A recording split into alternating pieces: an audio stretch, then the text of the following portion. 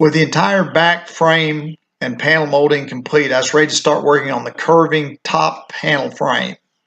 I used a tape measure to mark a line that was exactly the reveal that I wanted to show.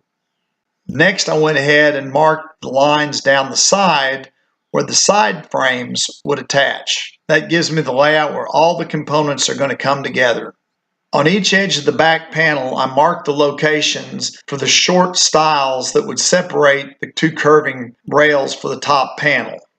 Next, I marked the exact location for the center stile. Once I had my layout marks on the first of my two curved rails, I stacked the second rail on top of the first one and used a square to transfer marks across both rails.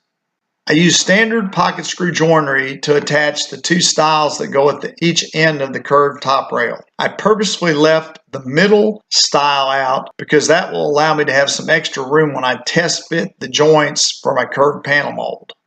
The curve of the top panel was gentle enough that I could just use regular plywood to bend around the top of the panel. I covered the back of the frame with glue and then used clamps to temporarily hold the plywood in place until I could staple the plywood on. I used some shorter staples that are somewhat like an upholstery staple and a whole lot of them to hold the plywood in place.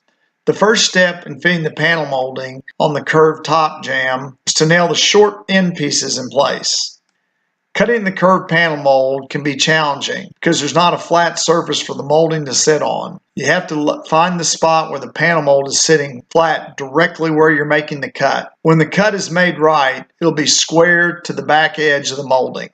I start out by cutting the pieces long, then test fitting the joints and the outside corners. Once I'm happy with the fit, then I go back and cut the piece to exact length and nail it in place.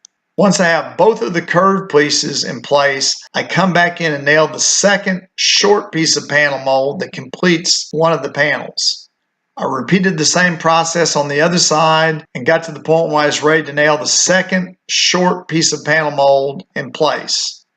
At this point, all that's left to do to complete the top curved panel is fit that middle stile. Now, I made sure that it was a good tight fit and I underbeveled the piece a little bit, put some glue on each end, and then slid it in place.